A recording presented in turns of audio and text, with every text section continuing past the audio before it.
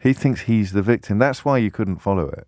That's why yesterday, as you listened to it, even though you knew that he would do his faux remorse, he'd do his fake apology, he'd go through the motions of pretending he was taking it seriously and pretending that this was important and lessons had been learned, and he was shocked and sick, just like he was furious and sickened about the stuff he already knew about and pretended that he didn't. He's shocked and horrified by what's occurred.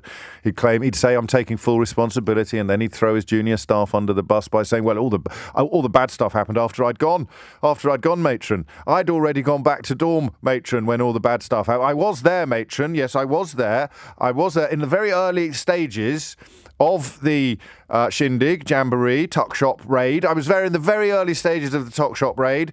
But all the bad stuff happened after I had gone back to the dorm, matron. But nevertheless, I am going to take full responsibility for everything.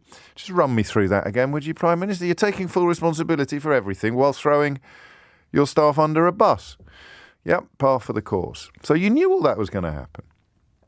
The faux apology, the fake sincerity, the nonsensical posturing, the little deceiver's smirk in the corner of his mouth, the claim that he was taking responsibility when the events that are unfolding before us prove that he was doing nothing of the sort. You know all of that. And the call, of course, ultimately to move on. We must wait for Sue Gray's report before we can talk about it.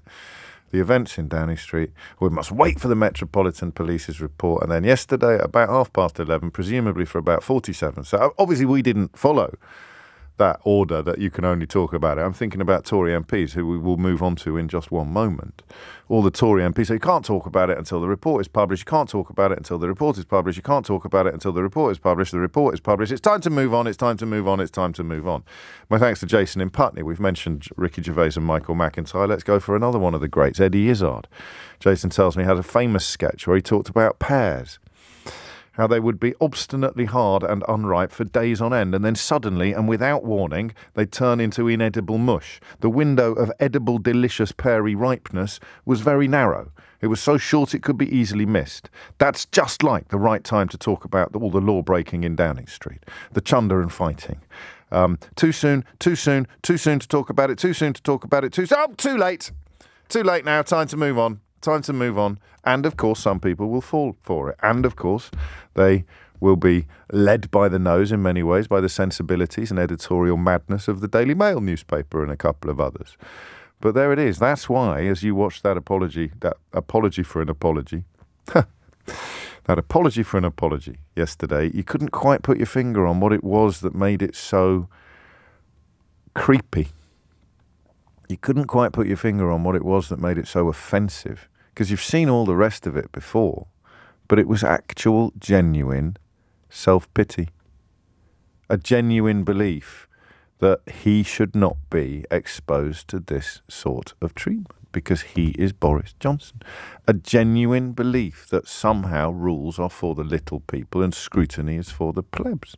And that because this man, who as a child framed ambitions to be king of the world and was described by his own headmaster as genuinely holding a view as an 18-year-old, that the rules were not for him. He seemed almost affronted by the idea that he was expected to live by the same standards as everybody else, is exactly the same now in his mid-50s.